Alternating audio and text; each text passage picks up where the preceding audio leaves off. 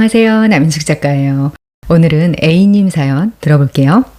저는 40대 후반 초등교사입니다. 결혼해서 중학생과 초등학생 자식을 두고 있습니다. 저는 그냥 평범하게 살고 있는 워킹맘인데요. 어떤 사건이 연달아 일어난 후 너무 힘든 시간을 보내고 있습니다. 큰아이 담임 선생님께 연락을 받았는데 아이가 시험에서 아예 빈 답안지를 제출했다는 것이었습니다. 처음에는 너무 피곤해서 그랬다고 하더니 더 깊이 이야기해보니 학교를 그만두고 싶어서 그랬다고 말했다 합니다. 그 일로 1년여 동안 서로 상처를 주고받으면서 지금은 그럭저럭 상황이 안정된 상태입니다. 그 일이 있고 얼마 후 저보다 나이 어린 직장 동료 선생님 한 분한테 제가 무능하다는 식의 말실수를 듣는 사건이 생겼습니다. 그 선생님은 그런 뜻이 아니라며 얼른 사과했는데 저는 제가 찔려서 화를 냈다는 것을 무의식 중에 알고 있었나 봐요.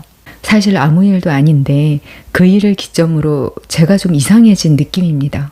요즘 저는 밤에 걷기 운동하러 나간다고 했다가 줄줄 눈물을 흘리곤 합니다. 특별히 이유도 없어요. 가족도 다 있지만 혼자인 것 같고 제가 너무 무력한 존재로 느껴집니다. 저는 너무너무 힘든데 아무 보람이 없습니다. 50세가 다 되어가는데 가정에서도 직장에서도 다 실패한 사람인 것만 같습니다. 남편은 요즘에 제가 웃는 법이 없고 살이 찌고 있다며 정신 좀 똑바로 차리고 살라고 합니다. 제가 힘들다고 하면 자기도 힘들다고 하더라고요. 주말에 사람이라도 좀 만나라고 하는데 그것도 싫습니다. 어디서부터 잘못된 건지 어떻게 하면 알 수 있을까요? 저도 모르는 걸 작가님이 아실 수는 없겠죠? 사연자님 사연 읽는데 왜 이렇게 기시감이 들까? 왜 이렇게 슬프지? 이런 생각이 들었어요. 사연자님 감정은 딱 이거예요. 나는 그냥 평범한 엄마, 평범한 교사로 내 할 일 열심히 하는 사람이야. 근데 뭐 하나 잘하는 것 같지 않고 그런 주제에 힘들긴 또 엄청 힘들어. 이거 사연자님이 정말 부족하거나 나태한 사람이라서 이러는 거 아니고요. 오히려 열심히 사는 사람들한테 주로 나타나는 병이에요. 이걸 번아웃 증후군이라고 하죠. 오늘은 제가 이 분야에서 국내 최다 케이스 보유자인 상담사분 책에서 이야기를 가져올 거예요. 이 책인데요. 오프먼트. 부제는 일과 삶에서 스스로 스위치를 끄고 켜는 힘 이건데요. 이 오프먼트는 오프 이거하고 모우먼트를 합친 말이에요. 무슨 말인지 감이 좀 오죠. 이 오프먼트 책의 저자인 장재열님은요. 45,000명의 청년들을 상담했어요. 그 중에서 상당수가 번아웃인 케이스였죠. 정신적으로 늪에 빠져있는 사람들을 돕는 일을 하면서 알아낸 내용이니까 도움이 많이 되실 거예요. 사연자님도 자각은 못하시겠지만 지금 묘사하신 마음 상태가 번아웃 증상인 경우거든요. 사연만 보면 굉장히 힘든 사건을 겪고 있는 거다 이렇게 생각을 하실 텐데요. 사실 살다 보면은 이런 정도는 한 번씩은 간헐적으로 겪고 가는 그런 고통이거든요. 그렇다고 해서 가볍다는 뜻은 아니에요. 그런데 그 힘든 시간을 기점으로 이런 일을 겪는다면 그거는 단순하게 힘들어서 그렇다 이렇게 연결시키기보다는 마음을 들여다볼 필요가 있는 일인 거죠. 보통 사람들이 번아웃이라고 하면 스타트업이라도 하나 차려서 밤낮 없이 일하거나 투잡, 쓰리잡 뛰고 이런 생각만 하죠. 자기가 그렇게까지 열심히 산다고 생각을 안 해요. 근데 이렇게 되는 데에는 일정한 과정이 있더라고요. 이 책에서 제안하는 방법을 적용해서 사연자님이 시도해 보실 수 있는 일들을 오늘 말씀드려 볼게요. 먼저 사연자님은 본인의 스위치를 알아차려 보세요. 이 책에서 말하는 오프먼트라는 게 자신을 작동시키는 스위치를 끄라는 거거든요. 근데 이렇게 하려면요. 내 스위치가 켜져 있는지부터 알아야 할 거 아니에요? 번아웃에 빠지는 사람들 대부분이 자기가 뭔가 뚜렷한 성과를 내면서 움직여야 그게 스위치 온이라고 생각한다고 해요. 여기 보면 아주 재미있는 비하인드가 하나 나오는데요. 사실 이 책을 편집한 출판사 에디터분을 타겟으로 기획된 책이에요. 이게 무슨 말이냐면 원래 저자분이 이 에디터님하고 친구 사이인데 전부터 이분이 번아웃 상태라는 걸 알아차린 거예요. 근데 상담사가 아닌 친구 입장에서 말로 하는 조언이 받아들여지지는 않았던 거죠. 스위치를 못 끄는 상태로 계속 사니까 힘들어하고 앞으로 계속 이러면 큰일 날 것 같은 거예요. 그래서 이 원고를 편집하게 하면 자기 스위치를 발견하게 될 거다. 이렇게 생각한 거예요. 이 저자분이 뭐 베스트셀러 저자니까 보통은 이런 경우에 출판사에서 먼저 제안하고 계약하고 이런 식으로 집필이 되거든요. 그런데 이분은 본인이 직접 출판사도 아니라 에디터를 선택해서 출판이 된 특이한 경우인 거예요. 그래서 제가 너무 궁금해서 후일담을 들어봤거든요. 정말로 에디터분 많이 편해지셨다고 하더라고요. 이게 정말 영리한 전략이었던 게 원고를 교열하면 그 내용을 거의 씹어먹는 수준으로 알 수밖에 없어요. 담당 에디터는 최소 3번은 원고를 보거든요. 그냥 훅훅 읽는 것도 아니고 내용을 분석하고 수정하면서 본단 말이에요. 그러니까 책 내용이 편집자한테 당연히 쏙쏙 박혔겠죠? 사실은 사연자님 기분이 어떤지 저도 알 것 같아요. 저도 항상 워킹맘으로 살았고 프리랜서라서 오히려 쉬지를 않았어요. 직장을 다니면 뭐 출근해야만 일을 할 수 있으니까 육아휴직을 신청하든 뭐 사표를 내든 뚜렷한 단절이 생기긴 하잖아요. 근데 저는 오히려 집에서 글 쓰는 일을 하다 보니까 육아나 일이나 어느 하나에 확실하게 집중하는 것도 아니면서 또 안 하는 것도 아닌 상태에 오래 있었어요. 그때는 이런 상태에 대한 기본 개념이 없어서 제가 스위치를 계속 켠 상태로 살고 있다는 걸 몰랐어요. 그러다 먼저 불면증이 생기고 그 다음 공황장애 오고 그랬죠. 공황장애 겪으면서 처음으로 내 안에 어떤 스위치 같은 게 있고 그걸 가끔은 끌 수 있어야 내가 살겠다는 걸 깨닫게 된 거예요. 사연자님이 지금 느끼는 그 힘든 상태도 방향은 그 방향인 거예요. 우리는 펄펄 끓는 물이나 달궈진 팬 같은 것만 위험하다고 생각하잖아요. 그런데 은은하게 따뜻하다고 느끼는 온도에서도 저온 화상을 입어요. 심지어 저온 화상 입고도 그게 화상인지도 몰라요. 우리 의식에 있는 스위치도 그거하고 비슷한 면이 있거든요. 사연자님 경우처럼 상대적으로 일가정 양립이 가능해 보이는 직업이면 이런 스위치 찾기가 더 어려워요. 그리고 이건 좀 의외이실 텐데요. 체력이 좋으면 더 어려워요. 체력이 좋으면 몸이 오래 버티니까 안에서 소진되는 걸 잘 의식하지 못하죠. 과제나 성과가 뚜렷하지 않고 자잘하게 끊임없이 신경 쓰는 일이 하루 종일 있는 거예요. 요즘 가사 분담이 전보다 잘 되고 있기는 한데 그래도 가정일에 대한 주도적인 책임감은 아내 쪽이 갖고 있는 경우가 많죠. 더구나 사연자님은 40대시죠. 이러면 실제로 육아나 가사를 같이 한다고 해도 사연자님이 인지적 노동을 더 할 수밖에 없어요. 예를 들어서 남편한테 설거지 하라고 하고 나는 빨래를 한다. 이러는 상황이면 세탁물 분리를 하면서 남편한테 내가 만든 설거지 프로세스를 설명하고 동시에 아이가 학원 시험 준비는 하고 있는 건가? 이런 생각도 이렇게 지나가요. 그러면서 내일 아침밥 메뉴는 뭘로 하지? 냉장고에 있는 에그마요가 상하지는 않았으려나? 그 5분도 안 되는 시간 동안 집안 살림 전체를 고려하고 판단을 하는 일이 뭐 수십 개는 되는 거예요. 인공지능이 다각적으로 분위기 파악을 해가면서 대화하는데 어마어마한 전기를 쓰잖아요. 챗 GPT한테 대답 들었을 때 고맙다는 말 하지 말라고들 하는 맥락도 그거예요. 그 고맙다는 말에 대답해 주는 데에 전력이 추가로 들어간다고요. 인공지능한테는 고맙다는 말에 반응하는 것도 에너지 소모인 거예요. 자연지능이라고 안 그럴까요? 일상에서 작더라도 신경 써야 할 것들이 많으면 그게 다 에너지를 쓰는 일인 거예요.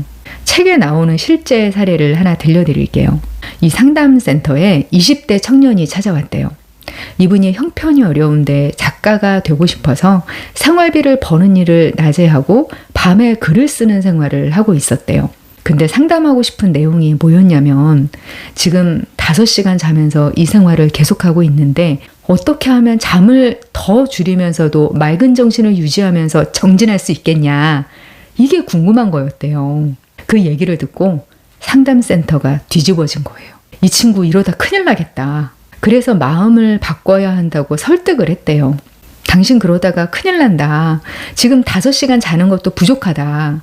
작가가 될 거면 맑은 정신으로 해도 글이 써질까 말까인데 잠을 더 줄여서 어떻게 작가로 데뷔를 할 거냐. 그런데도 그 청년은 30이 되기 전에 작가 데뷔하는 목표를 세웠다면서 생각을 안 바꾸더래요. 자기는 더 열심히 살아야 한다면서. 상담소 선생님들이 7시간을 붙잡아두고 설득을 했는데 실패했대요. 그러고 시간이 좀 지나서 그 청년 소식을 들을 기회가 있었는데 반신마비가 와서 쉬고 있다는 소식을 들었다고 해요. 스위치를 인식하고 그걸 찾아서 끌 수 있는 능력은 정말 아무리 강조해도 지나치지 않은 거예요. 이 책에서 제안하는 구체적인 솔루션 중에서 사연자님한테 당장 필요한 것만 좀 알려드릴게요. 먼저 좀 내려놓으셔야 돼요. 내려놓는다. 와, 그런 말은 뭐 아무나 다 하는 거 아니야? 이러실 수 있는데요. 이게 여러분이 그냥 생각하시는 거하고 다른 개념이에요. 사연자님은 자녀들도 잘 교육하고 싶고 일터에서도 유능한 사람이 되고 싶어. 아마 이런 마음이 있으실 거예요. 내려놓는다고 해서 이걸 다 포기하라는 게 아니에요. 애들은 뭐 건강하기만 하면 되니까 마음대로 살게 냅두자. 회사 일은 잘리지 않을 만큼만 하자. 뭐 이러시라는 게 아니에요. 내려놓는다는 건 목표를 하향 조정하라는 게 아니라 생각의 방향을 바꾸라는 거예요. 내가 열심히 살고 있는데 진전이 보이질 않아. 그러니까 더 열심히 살면서 나를 채찍질해야 돼. 이러면서 나를 갈아넣는 거 말고 다른 방법을 찾아보라는 거예요. 사연자님 경우는 이제 자녀분들이 보육을 받을 시기는 지난 거잖아요. 그러면 출근해서는 가정에 대해서는 잊고 일에만 집중하세요. 이미 그러고 있다고 생각하실 테지만 가만히 들여다보면 아니실 거예요. 그리고 가정에 돌아가서는 너무 다른 가족원한테 개입하려고 하지 마세요. 관심을 끊으라는 게 아니고 자식이나 남편이나 모두 자기 인생은 자기가 사는 거다. 이런 쪽으로 생각을 방향을 바꾸시라는 거예요. 자식들 경우는 이제 그만큼 자랐으면 그 이후부터는 이제 엄마가 안달하면서 애쓰는 거하고 그렇지 않은 거하고 별 차이가 안 나더라고요. 이 책에서 제안하는 개념 중에서 능동적 회복을 위한 전위 활동이라는 게 있거든요. 번아웃 상태인 분들이 뭔가를 막 하지 않으면 뒤처질까 봐 불안해 하시거든요. 쉬는 걸 더 잘 몰입하기 위해서 투자하는 거다. 이렇게 바꿔서 생각해야 한다는 거예요. 근데 우리는 보통 쉰다고 하면 가만히 누워있는 자세를 생각하잖아요. 편하게 누워서 막 쇼폼 영상 올려본다든지 하는 거요. 그런 건 뇌가 쉬는 게 아니라는 거 이제 아는 분들은 다 아시죠? 사실 뇌는 완전히 쉴 수는 없는 장기예요. 가만히 누워 있어도 생각은 막 둥둥 떠다니고 자는 동안에도 뇌는 계속 일을 하거든요. 뇌가 쉬는 거에 가장 가까운 상태가 어떤 거냐면 저강도 몰입이에요. 이 책에서 권하는 건 뭐 산책, 명상, 가벼운 집안일 이런 거예요. 근데 사연자님 경우는 이거 잘못 적용하면 더 뇌가 혹사당할 수도 있어요. 온 가족이 다 같이 산책하면 쉬는 게 아니라 더 스트레스 받을 수도 있어요. 집안일은 사연자님처럼 4인 가족인 경우면 가벼울 수가 없죠. 저는 요가를 하는데요. 그게 명상하고 다르지 않은 개념이어서 도움을 좀 많이 받고 있어요. 저한테는 운동 시간이라기보다는 오프먼트라고 할 수 있어요. 사연자님 같은 경우인 분들을 만날 때 제가 권하는 건 주기적으로 혼자만의 시간을 가져보시라는 거예요. 그 시간에 가볍게 몰입할 수 있는 활동을 해보시는 거죠. 예를 들어서 주말에 집에 누워있으면 몸은 누워있어도 몸의 근육이든 마음이든 뭐 긴장이 풀려있는 상태가 아니에요. 가족들이 수시로 뭐 엄마, 여보 막 부르고 집안 살림 눈에 보일 때마다 해야 할 일들이 연쇄적으로 떠오르고 그러죠. 차라리 혼자 한두 시간 카페 같은 곳이라도 가서 뭐 일기 쓰거나 가벼운 책이라도 읽는다든지 아니면 뭐 동호회 아지트 가서 뜨개질을 한다든지 내가 좋아하는 일에 몰입해보는 경험을 하는 거예요. 그게 회복이 되는 일인 거예요. 이 저자분이 이전 책에서 쓴 말이 있는데요. 번아웃이 가장 많이 오는 직업이 주부라는 거예요. 번아웃이 제일 노동 강도가 센 일이 제일 많이 온다. 이런 게 아니라는 설명이었어요. 내가 투입하는 일에 비해서 대가가 돌아오지 않을 때 그때 번아웃이 오기 쉬운 상태가 된다고 하더라고요. 그게 실감이 나는 게 성과가 있으면 결과치가 나온 다음에 쉬게 되잖아요. 근데 주부는 퇴근이 없는 일인데 뚜렷하고 정기적인 보상이 없으니까 자신이 의식해서 조절하지 않으면 번아웃이 오기 쉽다는 거죠. 이게 어떤 의미냐면 내가 야망 있는 사람이라서 엄청 바쁘게 살고 있어. 돈도 엄청 잘 벌어. 스타트업 대표라서 분 단위로 시간 쪼개서 써. 이렇게 사는 사람한테만 번아웃이 오는 게 아니라는 거예요. 저는 이 책 앞부분에서 이런 내용을 보고 무릎을 탁 쳤어요. 큰 성취를 이루는 사람의 비결이 이 정도로 괜찮을까? 조금만 더 할까? 이런 생각을 물리치는 거라는 거예요. 성공을 하기 위해서 제일 독이 되는 게 오버페이스라고 해요. 그 앞에서 딱 멈추고 오프먼트를 가질 수 있는 거. 그렇게 하는 사람들만 초반에 전속력으로 막 달리다가 쓰러지지 않고 꾸준히 앞으로 나아갈 수 있는 거죠. 제가 일상생활에서 제일 자주 쓰는 말 중 하나가 그냥이거든요. 책? 그냥 쓰는 거야. 유튜브? 그냥 하는 거야. 이게 뭐 큰 목표치나 야망을 갖고 하는 게 아니라 하기로 했으니까 하는 거다. 뭐 이런 거예요. 항상 목표를 완벽으로 잡지 않고 완성으로 잡아요. 그러다 완성하고 나면 그때 고치고 수정하고 이러는 거죠. 그렇게 힘을 빼고 이 정도면 됐어 하고 멈추는 거. 이걸 오랫동안 꾸준히 하니까 또 그냥저냥 뭐가 이루어져 있고 그렇더라고요.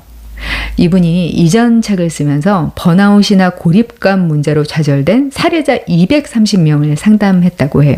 근데 그 230명 중에서 나태하게 살거나 되는 대로 인생 살거나 이런 사람이 없었대요. 우리 중에서는 뭐 쉬었음 청년 이러면 이기적이고 뭐 일하기 싫어하고 이런 이미지를 무의식적으로 떠올리는 사람들도 있잖아요. 오히려 열심히 노력하고 다른 사람한테 패기치지 않으려고 애쓰는 착한 사람들이 그렇게 심각한 무기력에 빠지는 경우가 더 많다고 해요. 저는 우리 쑥쑥님들이 이거 진짜 하나 건져가시면 좋겠어요. 노력을 할 만큼 하되 조금만 더 할까? 이런 생각 들 때 멈추자. 오늘 책 오프먼트를 바탕으로 마음의 스위치를 찾고 끄는 법을 같이 나눠봤어요. 책에 사례도 많고 소개해드리지 못한 메시지도 많거든요.